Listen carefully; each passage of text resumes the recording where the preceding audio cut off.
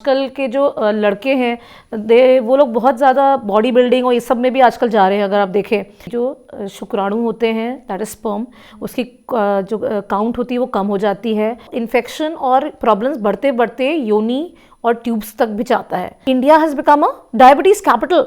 एक और प्रॉब्लम होती है जिसमें कहते हैं जॉन्डिस, पीलिया, प्रेगनेंसी का पीलिया होता है। पैड्स के अलावा भी बहुत सारे ऑप्शंस हैं हमारे पास। एक बहुत अच्छी चीज़ जो आजकल आई है जो मैं आपको बताना चाहूँगी वो है मेंस्ट्रुअल कप। तो इवन छोटी बच्चियों से लेके बड़ी उम्र की लेडीज़ तक इससे सफ़र करती हैं।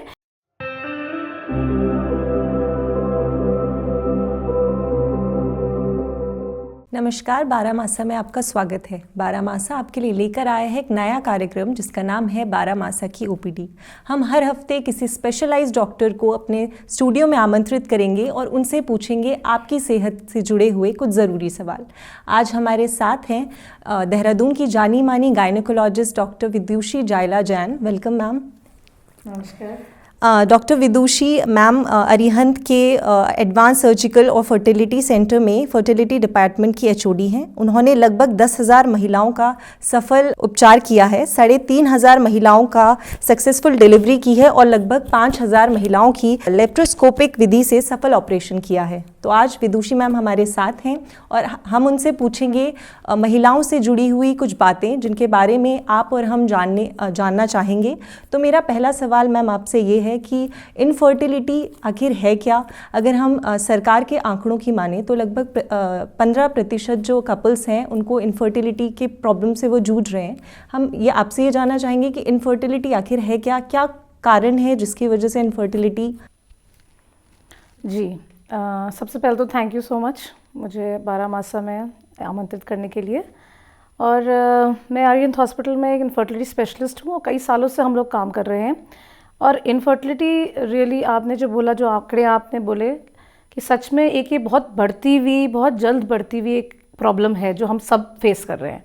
इनफर्टिलिटी जब हम कहते हैं तो हम एक इनफर्टाइल कपल उसको कहते हैं अगर कोई कपल मतलब कि कोई हस्बैंड वाइफ अगर 1 साल से ट्राई कर रहे हैं कंसीव करने का, मतलब अगर बेबी के लिए वो 1 साल से कोशिश कर रहे हैं और कोई भी बाकी कोई उपाय ना करने के बावजूद भी अगर वो कंसीव नहीं कर पा रहे हैं, उनका बच्चा नहीं हो पा रहा है, तब हम उसको एक इनफर्टिलिटी की समस्या कहते हैं। क्योंकि कभी कभी ऐसा भी होता है कि हमारे पास कुछ कपल्स आते हैं जिनकी अभी शादी हुई है, 6 महीने हुए हैं, घर वालों का प्रेशर, सोसाइटी का प्रेशर, वो उसमें भी दौड़े दौड़े चले आते हैं कि प्रेगनेंसी नहीं हो रही या दिक्कत है। तो वो कपल्स नहीं है जिनको हम इनफर्टाइल कहेंगे। लेकिन अगर 1 साल हो चुका है और फिर भी कोई कपल है जो ट्राई कर रहा है कि उसका बेबी हो, कंसीव हो, नहीं हो पा रहा है, तब हम उसको इनफर्टिलिटी बोलते हैं। एक और चीज़ है जो आजकल हम देख रहे हैं कि महिलाओं की आजकल शादी की उम्र और एक प्रेगनेंसी और बच्चे के बारे में इवन सोचने की उम्र बढ़ रही है। क्योंकि हम लोग अब ज़्यादा अपने करियर के और अपने पढ़ाई के पीछे हमें टाइम चाहिए है। तो अब हम वो जो एक ट्रेंड देख रहे हैं कि हाँ, एक ज़्यादा उम्र की लेडी है जो अब इच्छुक है कि उसको भी प्रेगनेंसी हो, तो वो हम देख रहे हैं कि कई महिलाएं अब 35 के बाद भी आ रही हैं, 35 की एज के बाद। तो अगर कोई महिला ऐसी है जो 35 साल से ऊपर है और अभी उनकी शादी हुई है, तो ऐसा नहीं है कि हम 1 साल तक इंतज़ार करेंगे। वैसे केसेस में हम सिर्फ 6 मंथ्स के लिए, 6 महीने के लिए ही इंतज़ार करते हैं। और अगर सच में ऐसे कपल को अगर कंसीव करने में, गर्भ धारण करने में दिक्कत है, तो उनको इनफर्टिलिटी का ट्रीटमेंट शुरू किया जाता है। मैम, अगर कोई कपल इनफर्टाइल है तो उनके पास क्या ऑप्शंस हैं? अगर वो बेबी कंसीव, जैसे IVF है और अदर ऑप्शंस हैं उनके पास, तो क्या उनके पास ऑप्शंस हैं जिनके इनफर्टिलिटी के बाद उन्हें पता चल गया कि अब इनफर्टाइल कपल हैं, तो उनके पास क्या ऑप्शंस हैं उसके बाद? अच्छा, सबसे पहले तो जैसे आपने जब क्वेश्चन करा था, आपने कहा था कि क्या क्या कारण हो सकते हैं जिसकी वजह से इनफर्टिलिटी या बांझपन होता है। तो जो कारण है उसके हिसाब से ही उनके ऑप्शंस होते हैं, जो इलाज है उसके हिसाब से ही होता है। तो सबसे पहले अगर हम देखें आकांक्षा, तो जो इनफर्टिलिटी या बांझपन के कारण हैं वो बहुत सारे हैं। एक स्त्री और एक पुरुष दोनों ही इसमें 50-50 के भागीदार हैं। तो एक कपल को, इसीलिए हम लोग जब इवैल्यूएशन करते हैं तो हम दोनों ही को करते हैं। ऐसा नहीं कि सिर्फ एक स्त्री को ही, एक लेडी को ही पूरा इवैल्यूएशन हो, चेकअप हो कि क्या दिक्कत है।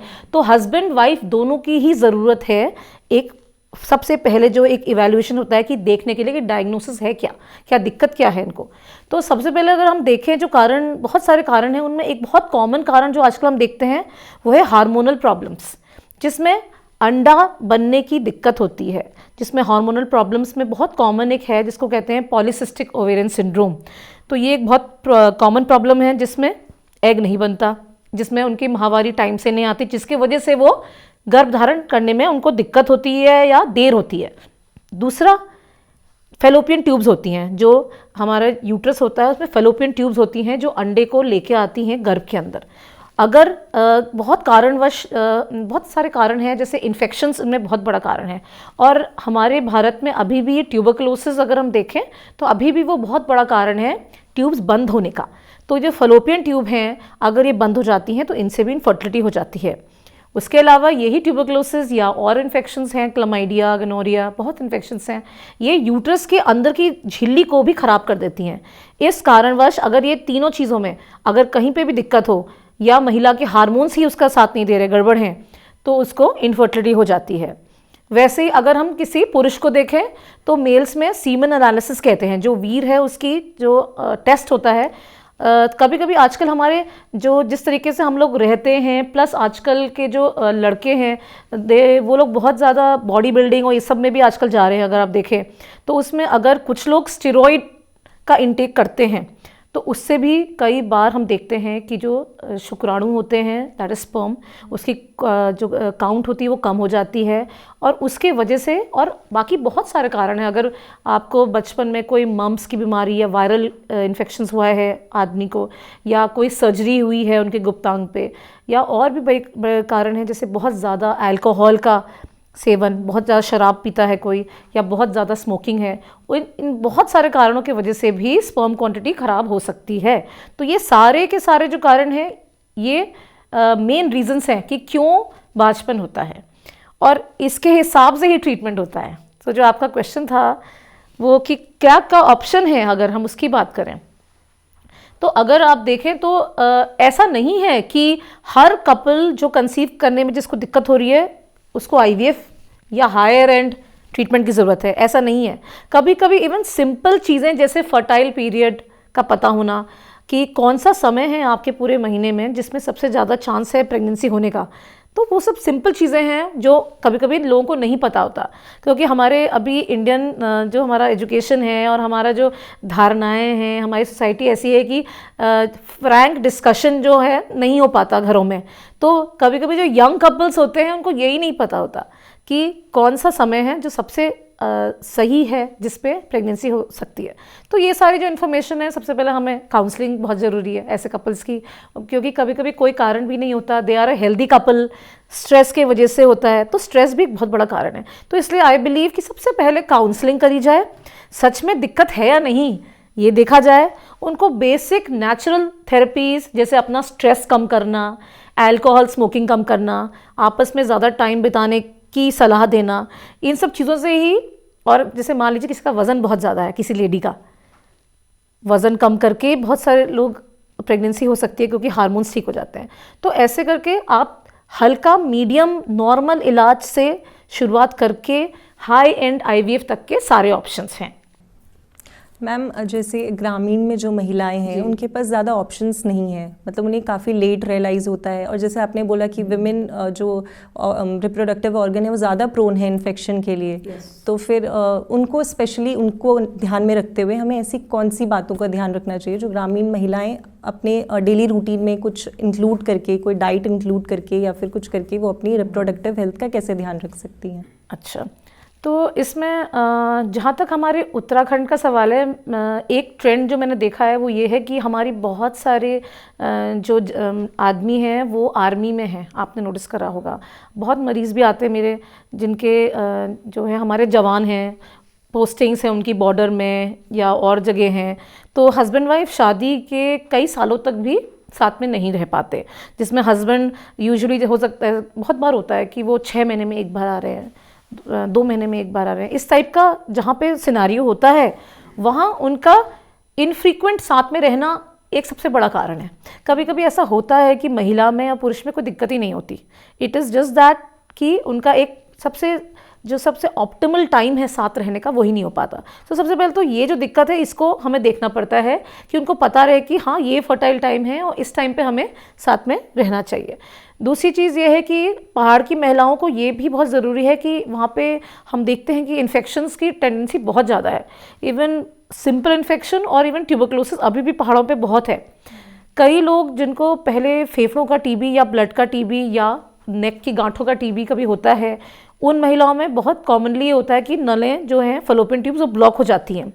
तो ये बात पता करते करते ही उनको बड़े साल बीत जाते हैं जब वो एक्चुअली नीचे आते हैं, अपने टेस्ट कराते हैं।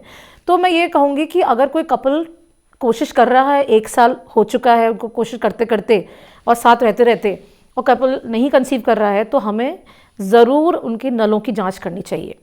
अगर कोई ऐसी महिला है जो ये महसूस कर रही है कि उसकी माहवारी टाइम से नहीं आती है, 2-2 3-3 महीने उसके स्किप हो रहे हैं, या उसको कुछ और लक्षण है, जैसे वो पहाड़ पे बैठी है लेकिन उसको लक्षण है जैसे 2-2 महीने स्किप होना, नहीं आना पीरियड, मोटापा बढ़ना, चेहरे पे पिंपल्स आना या बाल ज़्यादा आना, अगर कोई भी ऐसे लक्षण आ रहे हैं उसे, तो हो सकता है उनको हार्मोन की दिक्कत हो, हार्मोनल इम्बैलेंस हो। तो ऐसी लेडी को जल्दी इलाज लेना चाहिए। तो और भी बहुत दिक्कतें हैं, जैसे मान लीजिए कोई और बीमारी है, जैसे कोई महिला अगर उनको डायबिटीज़ या मधुमेह कहते हैं जिसको, अगर उनको मधुमेह हो रहा है या उनको हाई बीपी हो रहा है या कोई और भी प्रॉब्लम है, अगर ऐसा कुछ भी है, या आंतों की दिक्कत, कभी कभी ऐसा होता है कि आंतों में भी दिक्कत होती है, उस चीज़ का वो इलाज ले रहे थे, लेकिन वो इन्फेक्शन और प्रॉब्लम्स बढ़ते बढ़ते योनि और ट्यूब्स तक भी जाता है। तो अगर कोई भी महिला है जो इस तरीके की प्रॉब्लम से गुजर रही है, तो उन्हें जल्द से जल्द उन्हें इस चीज़ के लिए भी अपना ट्रीटमेंट लेना चाहिए कि प्रेगनेंसी क्यों नहीं हो रही है। जैसे आपने बताया ये सारे सिम्टम्स की अनइवन, मतलब ये ग्रोथ होना है, मतलब फेशियल ग्रोथ होना है की, और भी सारी इरेगुलर पीरियड्स के, सब पीसीओडी। और पहले तो आप ये बताइए पीसीओडी क्या है, क्योंकि आजकल हम देख रहे हैं काफ़ी ज़्यादा लोगों को, या तो ऐसा था कि ये पहले से ही लोगों को होता आया है लेकिन लोगों को डायग्नोस नहीं कर पाते क्योंकि उस टाइम पे इतना नहीं था। तो पीसीओडी क्या है, क्योंकि आजकल हम देख रहे हैं हर दूसरा या तीसरी लड़की को प्रॉब्लम है पीसीओडी की। और पीसीओडी और पीसीओएस, इन दोनों में क्या डिफरेंस है, क्या ये सेम है या फिर इसके बारे में कुछ बताइए। पीसीओडी एंड पीसीओएस एक ही चीज़ है। पहले हम लोग इसको एक डिजीज़ कहते थे। PCOD is polycystic ovarian disease और पीसीओएस है पॉलीसिस्टिक ओवेरियन सिंड्रोम। पहले हम इसको डिजीज़ मानते थे, लेकिन अब जैसे जैसे हम देख रहे हैं, हम ये देख रहे हैं कि ये एक लाइफस्टाइल डिसऑर्डर है, तो अब हमने इसको बीमारी ना कहते हुए एक सिंड्रोम का नाम दिया है, तो इसलिए अब इसका नाम हो गया है पीसीओएस। तो वो तो ये है कि हाँ, एक नॉर्मल इंसान पीसीओडी या पीसीओएस जो मर्जी बोले, उसको मेन है कि बात समझ में आनी चाहिए कि दिक्कत क्या है। यस, तो दोनों एक ही चीज़ है। सिंड्रोम इसलिए बोलते हैं कि क्योंकि इसमें एक महिला का जो पूरा अफेक्ट आता है बीमारी का, वो सिर से लेकर पैर तक आता है।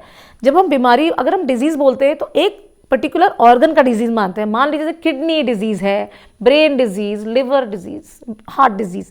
लेकिन जब कोई ऐसी बीमारी होती है जो जिसके लक्षण पूरे शरीर को इन्वॉल्व करते हैं, तो हम उसको डिजीज़ ना कह के एक सिंड्रोम कहते हैं। इसीलिए अब इसका नाम हो गया पॉलीसिस्टिक ओवेरियन सिंड्रोम। ठीक है, सबसे पहली बात ये। उसमें सबसे पहली बात ये है कि ये एक बीमारी जो है, ये एक लाइफस्टाइल डिसऑर्डर है, और इसमें लेकिन कुछ ऐसे भी तत्व हैं जो नॉन मॉडिफिएबल है, मतलब कि इसमें जेनेटिक्स का ही बहुत रोल है। आई वुड से कई चीज़ें हैं, जैसे आप कह रहे हैं कि पहले था या नहीं था, या आज ही कल इतना ज़्यादा हो गया है। एक चीज़ तो यह है कि ये पहले भी था, लेकिन इसमें बहुत रफ्तार से, बहुत तीव्र गति से इसमें प्रोपगेशन हो रहा है डिजीज़ का। मतलब कि पहले क्या होता था, आप देखते होंगे कि पहले डायबिटीज़ बहुत कम होता था लोगों को, बट अब India has become a diabetes capital. So this polycystic ovarian syndrome जो है, ये भी इसी से इसका रिश्ता है, क्योंकि जो इसमें मेन बीमारी है वो है इंसुलिन रेजिस्टेंस की। इंसुलिन रेजिस्टेंस का मतलब होता है कि आपका शरीर, जो आपके बॉडी में जो ग्लूकोज तैयार हो रहा है, उसको प्रॉपर उसको पचाने और मेटाबोलाइज करने की क्षमता नहीं रख पा रहा है, जिसके वजह से आपका वज़न बढ़ता चला जा रहा है, और हाई इंसुलिन की वजह से ही आपके शरीर में सारे बदलाव आ रहे हैं जिनको हमने अभी डिस्कस करा। तो इसमें कुछ जेनेटिक्स फैक्टर भी होते हैं, इसलिए हम हमेशा बोलते हैं अगर कोई लड़की है, कोई महिला है, इवन यंग 30s में हैं, 20s में एज है उनकी, लेकिन उनको ये सारी प्रॉब्लम्स हो रही हैं। अगर उनके माता पिता या दादा दादी किसी को भी घर में अगर उनको मधुमेह मतलब डायबिटीज़ का एक जेनेटिक्स है तो उनको ज़्यादा केयरफुल रहने की ज़रूरत है, क्योंकि ये वो लोग हैं जिनके अंदर जीन्स हैं इंसुलिन रेजिस्टेंस के। ये जब ट्रांसफ़र होते हैं, जब जीन्स का मतलब होता है डीएनए, ये हमारे पेरेंट्स से हमें मिला, हम उनके दादा दादी से उनको मिला, तो ये अगर हमारे अंदर ये जेनेटिक्स है तो हमें बहुत ज़रूरी है कि हम उसको कंट्रोल करें। और ये सबसे ज़्यादा कंट्रोल होता है लाइफस्टाइल से। हमारा खान पान इतना ख़राब हो गया है आजकल, हमारे खाने में इतनी मिलावट है जिसके वजह से अब ये पॉलीसिस्टिक ओवेरियन सिंड्रोम ज़्यादा होता चला जा रहा है। जिसी तरह डायबिटीज़ ज़्यादा बढ़ रही है, तो था ये पहले से भी, लेकिन ये बढ़ गया है। और ये हमारी ही जो हमारी हम कहते हैं ना कि हमारा ही किया हुआ है, ये हमारा लाइफस्टाइल ऐसा हो गया है, हमको एक्सरसाइज नहीं करते, जंक फूड इतना ज़्यादा कल्चर हो गया है। दीज आर द थिंग्स जिनकी वजह से आजकल बच्चों में इवन छोटी छोटी 12 ईयर्स ओल्ड 14 ईयर ओल्ड लड़कियां भी आ रही हैं जिनको PCOS हो गया है।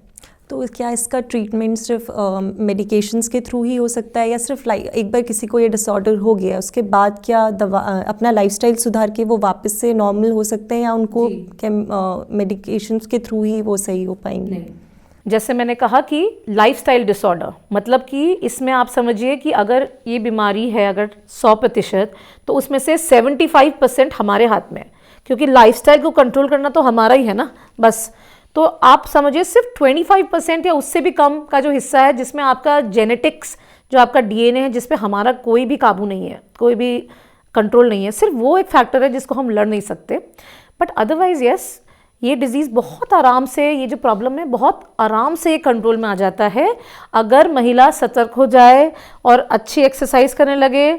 लोग वेट रिडक्शन करते हैं जब, तो आप समझिए हमारी बुक्स में भी लिखा है ये, अगर एक महिला अपने 10% वेट कम कर देती है तो उसकी हार्मोनल इम्बैलेंस ऑटोमेटिकली ठीक हो जाता है।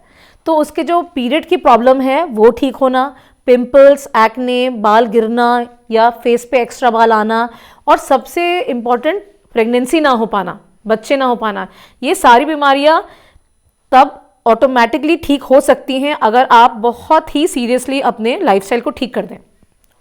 प्लस इन सब के साथ साथ डेफिनेटली मेडिसिन्स आर देयर, बहुत अच्छी आजकल मेडिसिन्स हैं जो इस बीमारी को, ये जो प्रॉब्लम है इसको सॉल्व करने में हेल्प करती हैं। बट आई वुड से कि येस, इट इज़ नॉट कि एक दिन में ठीक होने वाली बीमारी नहीं है।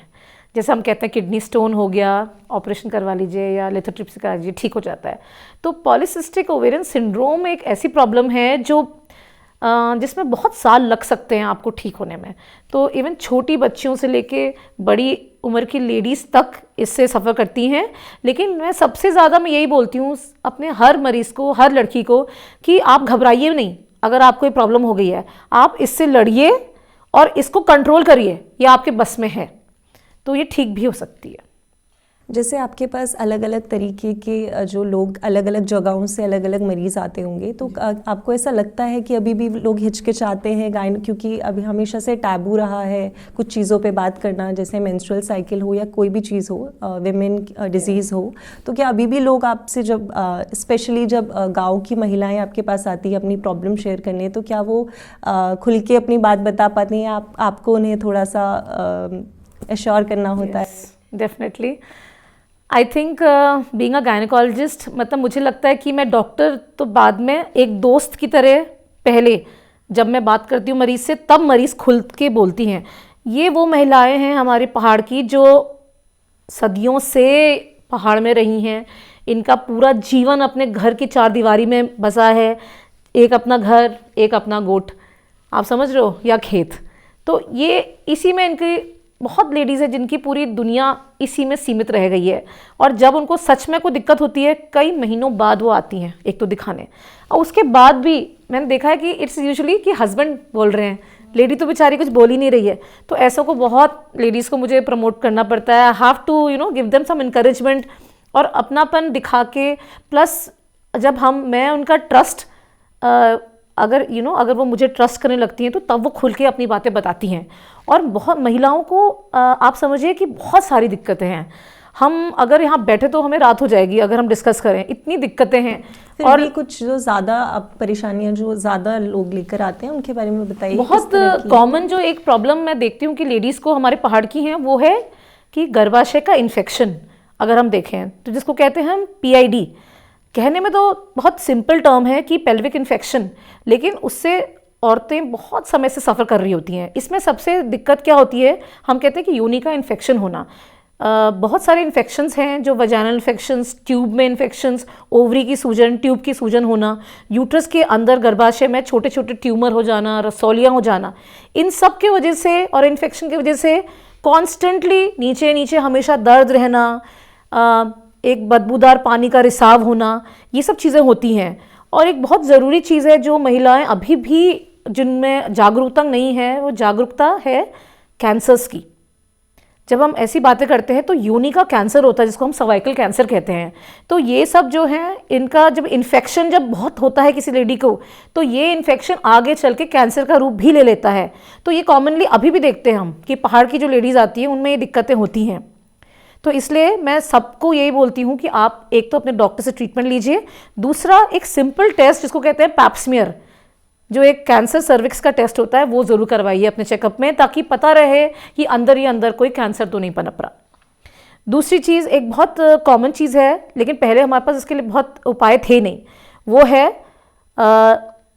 हम कहते हैं कि यूरिनरी इनकॉन्टिनेंस। इवन पहाड़ की लेडीज़ अभी भी, क्योंकि उनका ज़्यादा काम क्या है, बोझा उठाने का, वो पहले घर में डिलीवरीज होती हैं यूजुअली, अब तो खैर बहुत अच्छा हो गया कि अस्पतालों में भी डिलीवरियाँ होती हैं, लेकिन पहले की लेडीज़ घर में भी डिलीवरी हुई या हॉस्पिटल में हुई, जल्दी से जल्दी काम करना शुरू करा, भारी से भारी सामान सिर पे लेके जाती हैं। उसके वजह से लेडीज़ का पूरा पेल्विक ऑर्गन प्रोलैप्स कहते हैं हम, जिसमें पूरा ढीलापन होता है, जिसकी वजह से पेशाब की थैली लूजनिंग हो जाती है।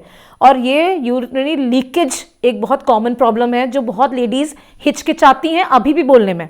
तो जब उनसे आप बार बार क्वेश्चन करो कि क्या ऐसा होता है कि तुम हंसती हो या सिर पे जब बोझा उठाती है तो यूरिन लीक करती है तुम्हारी, तो तब सच में वो कहती है हाँ ऐसा होता है, मैं बड़े सालों से जी रही हूँ और मुझे लगता है कि ये तो नॉर्मल चीज़ है, इसका कोई इलाज नहीं है। लेकिन ऐसा नहीं है, हर चीज़ का इलाज है, लेकिन हमारी औरतों को आगे आके बताना पड़ेगा। और मुझे लगता है हम जैसे गायनेकोलॉजिस्ट ही हैं जो आगे जाके ऐसी महिलाओं की जो दिक्कतें हैं उनका निवारण कर सकते हैं। तो ऐसी बहुत थेरेपीज़ हैं जो हैं हमारे पास। अरिहंत में, हमारे पास अरिहंत हॉस्पिटल में वी गॉट लेटेस्ट टेक्नोलॉजी, हमारे पास लैप्रोस्कोपी तो है ही, आजकल हमारे पास लेज़र थेरेपीज़ हैं, बहुत अच्छी अच्छी लेज़र थेरेपी है जिससे बिना ऑपरेशन के, बिना चीरे के ही ये जो जितनी मैंने दिक्कतें बताई आपको, यूरिनरी लीकेज की, पूरा जो पेल्विक ऑर्गन प्रोलैप्स की, ये सारी ही दिक्कतें ठीक हो सकती हैं। तो ये सारी कुछ बीमारियां हैं जो मैं चाहूँगी कि हमारी महिलाएं खुल के आएँ, बताएं और अपने जीवन की जो एक क्वालिटी है ना, हम कहते हैं क्वालिटी ऑफ लाइफ, अपना जीवन का थोड़ा सा और उद्धार करें। उसके अलावा अगर हम ग्रामीण महिलाओं के बारे में ही बोलें तो मेंस्ट्रुअल हाइजीन की कमी भी उनके अंदर है, जैसे पैड्स की अवेलेबिलिटी उधर है नहीं इतना, तो कपड़े भी यूज़ करती हैं और ये सब। तो मतलब आप उनको कुछ अपने हिसाब से टिप्स दीजिए जिसके साथ वो अपना मेंस्ट्रुअल हाइजीन का भी ध्यान रखें, क्योंकि अवेयरनेस कम है इस चीज़ को लेके। मेंस्ट्रुअल हाइजीन की अवेयरनेस सच में अभी भी कम है, लेकिन मैं आपको बताऊं कि आजकल इतने अच्छे अच्छे प्रोग्राम्स चल गए हैं। जैसे मैं पर्सनली भी मेंस्ट्रुअल हाइजीन के बारे में बहुत स्कूल्स में जाके, कॉलेजेस में जाके और सरकारी स्कूल्स में जाके काफ़ी हम लोग अवेयरनेस प्रोग्राम्स करते हैं। और ऐसे कई और NGOs भी हैं मैंने देखा जो बहुत अच्छा काम कर रहे हैं इस चीज़ के ऊपर। बहुत सारे लोगों ने वेंडिंग मशीन्स भी इंस्टॉल करी हैं। बट इन सब के बावजूद भी मैं यही अपने सब व्यूअर्स जो हैं आपके, मैं उनको ये कहना चाहूँगी कि मेंस्ट्रुअल हाइजीन एक बहुत ज़रूरी चीज़ है। हम बात कर रहे हैं छोटे से इन्फेक्शन की, इन्फेक्शन आगे जाके कैंसर का रूप भी लेता है। तो अगर हम अपने मेंस्ट्रुअल हाइजीन का ध्यान रखेंगे तो आगे चल के बहुत बड़ी बड़ी बीमारियां हमें नहीं होंगी। तो एक महिला जो पैड्स यूज़ कर रही है, आजकल पैड्स के अलावा भी बहुत सारे ऑप्शंस हैं हमारे पास। दूसरा ऑप्शन जो आपने बोला था कपड़े का ऑप्शन इतना बुरा नहीं है। आजकल बहुत सारे ऐसे भी हमारे इनोवेटिव ब्रांड्स आ गए हैं जो हम कहते हैं ना local, think local, yes, and local brands आ गए हैं जो कपड़े को भी रिसाइकिल करके उनके बहुत अच्छे पैड्स बना रहे हैं। तो दे कैन यूज़ दैट। अपने घर का भी नॉर्मल कॉटन क्लॉथ अगर वो अच्छे से यूज़ करती हैं, उसको प्रॉपर धो के धूप में सुखा के उसको यूज़ कर रहे हैं, कोई बुराई नहीं है। एक बहुत अच्छी चीज़ जो आजकल आई है जो मैं आपको बताना चाहूँगी वो है मेंस्ट्रुअल कप। आजकल बहुत सारी गर्ल्स हैं जो मेरे पास आती हैं इसके बारे में पूछने के लिए कि मैम क्या होता है मेंस्ट्रुअल कप, कैसे यूज़ कर सकते हैं, करें ना करें। But yes, it's very very good and I would say कि सबसे अच्छी बात है ना इकोनॉमी, खर्चा नहीं है। पैड्स में तो मेन यही तो है, हमारे पहाड़ों की लेडीज़ इसलिए तो अफोर्ड नहीं कर पाती हैं पैड्स, क्योंकि इतना हर महीने आप सोचिए कि 500-600 रुपये अगर आपको पैड पे लगाना पड़े तो आपका पूरा बजट उनका हिल जाता है। तो आजकल मेंस्ट्रुअल कप आ गए हैं जो सिलिकॉन मेंस्ट्रुअल कप्स होते हैं, और बस ये इम्पॉर्टेंट है कि हाँ बहुत साफ से हाथ धो के अपना हाइजीन मेंटेन करके आपको यूज़ करना है वो। लेकिन अगर कोई महिला उसको यूज़ करना सीख जाती है कि किस तरीके से उसको यूज़ करना है, तो उनका एक मेंस्ट्रुअल कप एक बार ख़रीदा हुआ कई महीनों के लिए चल जाता है, कई सालों तक के लिए चल जाता है। तो ये बहुत अच्छी चीज़ है जो आ गई है मार्केट में। उसके अलावा अपना आई वुड से कि बहुत ज़्यादा साबुन और बहुत ज़्यादा बाज़ार में परफ्यूम्स ये सब आए हैं, उनका यूज़ नहीं होना चाहिए। हमारी जो लड़कियां हैं, जो बच्चियां हैं जो स्कूल जा रही हैं, उनके लिए स्कूल में एक सेपरेट बाथरूम होना चाहिए हर जगह, क्योंकि बहुत सारे बच्चे ड्रॉप आउट करते हैं इस वजह से। वो नहीं होगा तब, अगर वॉशरूम होगा तभी हाइजीन मेंटेन कर सकती है वो लड़की। तो सबसे पहले तो रिक्वायरमेंट है कि एक वॉशरूम होना चाहिए, टॉयलेट वहाँ पे। उसके अलावा जो मदर है वो भी ध्यान रखे, बच्ची अपने शरीर का ध्यान रखे, रोज़ नहाए, पैड्स दिन में 3 से 4 बार बदले। अपने हाइजीन में सिर्फ एक यही नहीं आता है, इसमें ये भी ज़रूरी है कि उसका पौष्टिक जो खाना है वो भी ध्यान रखे। आयरन की खून में कमी जब होगी एक लड़की को तो तब भी बीमारियां ज़्यादा होंगी। तो इन सब चीज़ों को देखते हुए मेंटेन करना पड़ेगा हाइजीन अपना। एंड जो बच्चे हाइजीन मेंटेन करते हैं उनको आगे चल के बीमारियां कम होती हैं। वापस से अगर हम एक प्रेग्नेंट औरत के ऊपर बात करें तो कई बार देखा जाता है कि नॉर्मल डिलीवरी पे ही लोग ज़्यादा फोकस करते हैं और सिजेरियन से थोड़ा बचते हैं, क्योंकि मिथ है बहुत ज़्यादा कि थोड़ा वीक बेबी होता है अगर सी सेक्शन से बेबी हो। तो क्या ये बात सही है, ये जो मिथ्स है कि नॉर्मल डिलीवरी ही होनी चाहिए? क्योंकि कई बार औरत की हेल्थ मतलब सेक पे रख कर वो बोलते हैं कि नहीं नॉर्मल डिलीवरी ही करवाइए, इसका ज़्यादा इंसिस्ट करते हैं नॉर्मल डिलीवरी के लिए। तो उस बारे में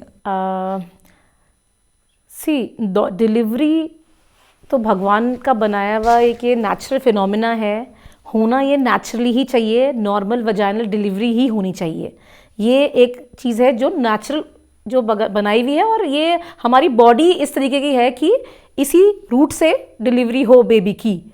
लेकिन हमेशा ये चीज़ पॉसिबल नहीं है।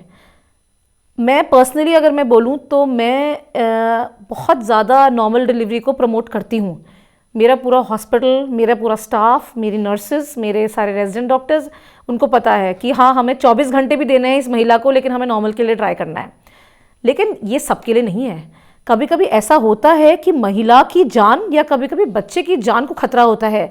तो ऐसे केसेस में आई वुड से कि पब्लिक ऐसा ना करे कि हमें बिल्कुल आँख कान बंद करके सिर्फ एक नॉर्मल डिलीवरी के लिए हम कोशिश करते रहें कि जिसमें माँ को भी खतरा हो जाए और बच्चे की जान को खतरा हो जाए। तो ऐसे कई बार होता है, अगर आपने सुना हो कि प्रेगनेंसी में किसी महिला का बीपी हाई होना, जिसको कहते हैं हाइपरटेंशन इन प्रेगनेंसी, PIH कहते हैं, प्री क्लैम्जिया। ये एक बहुत खतरनाक चीज़ है जिसमें महिला का अगर बीपी बढ़ता ही चला जाता है, ब्लड प्रेशर, तो कभी कभी महिला इतनी ज़्यादा सीरियस हो जाती है कि उसको दौरे आने लगते हैं, कोमा में जा सकती है ये लेडी। पेट में पलता हुआ उसका बच्चा अंदर ही अंदर उसकी मृत्यु हो सकती है। इस महिला की गुर्दे सूख सकते हैं, उसका लीवर फेल हो सकता है, खून जमने के तत्व फेल हो जाते हैं, और ये महिला अंदर ही अंदर ब्लीडिंग होते होते इवन मर भी सकती है। और ये काल्पनिक बातें या किताबी बातें नहीं हैं, ये ऐसी बातें हैं जो हम रोज़ देखते हैं, ये होती हैं। तो ये बहुत कॉम्प्लिकेशंस हैं जो प्रेगनेंसी में हो सकती हैं महिला को। अगर कोई महिला है जिसका इतना हाई बीपी हो रहा है और अगर बच्चे की जान और माँ की जान बचाना ज़रूरी है, तो उनको नॉर्मल डिलीवरी ना करते हुए ऑपरेशन का ही सहारा लेना चाहिए, अगर आपके डॉक्टर आपको सलाह दे रहे हैं। दूसरा, एक और प्रॉब्लम होती है जिसमें कहते हैं जॉन्डिस, पीलिया, प्रेगनेंसी का पीलिया होता है। ये पीलिया हमारे नॉर्मल पीलिया से बहुत फ़र्क होता है। ये पीलिया पूरे जो लेडी के शरीर को, उसके लिवर को और गर्भ में पलते हुए बच्चे को बहुत खतरा होता है इससे। अगर ऐसे कोई लेडी है, उसको भी अगर डॉक्टर बोल रहे हैं कि इनको ऑपरेशन की ज़रूरत है पीलिया की वजह से, तो उन्हें करना चाहिए। उसके अलावा कभी कभी ऐसे भी होते हैं इंस्टेंसेस कि बच्चा उल्टा होता है, ब्रीच पोजीशन कहते हैं हम, यह आड़ा होता है। ऐसी स्थिति में कभी कभी बच्चे की जब डिलीवरी होती है तो बहुत डिफ़िकल्ट डिलीवरी होती है और कभी बच्चे फंस जाते हैं उल्टे, तो ऐसे केसेस में ऑपरेशन की ज़रूरत पड़ती है। या कभी कभी बच्चे डिलीवरी होते वक्त ऑक्सीजन की कमी होना, बच्चे का पेट के अंदर गंदा पानी कर देना, जिसको मिकोनियम कहते हैं, मिकोनियम एस्पिरेशन हो जाता है। कभी कभी बच्चे उस गंदे पानी को निगल लेते हैं, जिनसे उनके फेफड़ों में निमोनिया हो जाता है। अगर ऐसा कुछ भी हो रहा है, बच्चे की हार्ट बीट खराब हो रही है, तो ऑपरेशन की ज़रूरत पड़ती है। कोई भी doctor just for the sake of it या अपना काम हल्का करने के लिए ऑपरेशन के लिए कभी भी एडवाइस नहीं करेगा। लेकिन अगर सच में कोई इंडिकेशन है और माँ और बच्चे की जान बचाने के लिए ज़रूरी है स्टेप लेना, तो ज़रूर लेना चाहिए। मैम, अब मैं आपसे लास्ट क्वेश्चन क्या मैं आपसे रिक्वेस्ट करूंगी कि आप हमारे व्यूअर्स को, स्पेशली जो लेडीज़ हमारा प्रोग्राम देख रही है, उनको अपनी तरफ से कुछ टिप्स दें ताकि वो एक बहुत ही हेल्दी लाइफस्टाइल और जो भी उनका डाइट में अगर उन्हें चेंजेस करना चाहिए, एक्सरसाइज, योगा वगैरह, जो भी आप अपनी तरफ से उनको रिकमेंड करना चाहती हैं, तो प्लीज़ आप। सबसे पहले तो मैं आपके सभी व्यूअर्स को धन्यवाद दूंगी कि आपने हमारी बातें सुनी, और उसके बाद ये कि बस एक छोटी सी टिप्स या पर्ल्स ऑफ विजडम कहिए आप, जो मैं थोड़ा देना चाहूँगी, वो ये है कि हमारी इतनी बातों में आपको ये तो पता चल गया होगा कि हमारे लाइफस्टाइल मॉडिफिकेशन कितने ज़रूरी हैं हमारे लिए। आप जो मैक्सिमम बीमारियां हैं, जो मेंस्ट्रुअल प्रॉब्लम से लेके हमारे हार्मोनल प्रॉब्लम से लेके इनफर्टिलिटी से लेके, ये सारी बीमारियां कम हो सकती हैं अगर हम अपने स्वास्थ्य का ध्यान रखें, अपना वज़न कम करें, रोज़ नियमित रूप से एक्सरसाइज करें, जिसमें योगा या कोई भी एक्सरसाइज ज़रूर करें, और अपने खान पान का बहुत ध्यान दें। अगर हम हेल्दी डाइट लेंगे और जंक फूड कम करेंगे और आयरन रिच फूड, मतलब कि जिसमें हरी सब्जियां, फल आते हैं, ये इनका सेवन करें, और बाज़ार का जंक फूड कम से कम करें, और स्ट्रेस फ्री रहें, तो आपकी सारी बीमारियां ठीक हो सकती हैं। बाकी जो भी दिक्कत हो, हम हमेशा आपके साथ हैं, और हम साथ में ही एक ऐसे कि एक वुमन, एक लेडी जब स्वस्थ रहेगी तो पूरे परिवार को स्वस्थ करेगी, और ऐसे ही पूरे समाज को और पूरी हमारे देश को स्वस्थ रखेगी। Thank you so much. Thank you so much ma'am, अपने अपने बिजी शेड्यूल से हमारे लिए टाइम निकाला। ये थी हमारे साथ देहरादून की फेमस गायनेकोलॉजिस्ट डॉक्टर विदुषी जाला जैन। आपको ये प्रोग्राम कैसा लगा, आप हमें कमेंट करके ज़रूर बताएं। अगर आपके कोई सजेशंस हैं तो भी आप हमें कमेंट करके बता सकते हैं। नेक्स्ट वीक हम जो भी डॉक्टर, स्पेशलाइज्ड डॉक्टर को अपने स्टूडियो में इनवाइट करेंगे, उसका डिस्क्रिप्शन हम आपको पहले ही फेसबुक या यूट्यूब पे दे देंगे। तो आप हमें अगर आप फेसबुक पे देख रहे हैं तो फेसबुक का जो हमारा पेज है उसे लाइक कीजिए, यूट्यूब देख रहे हैं तो हमारे जो वीडियो है उसे लाइक और हमारे चैनल को सब्सक्राइब कीजिए, और देखते रहिए बारामासा।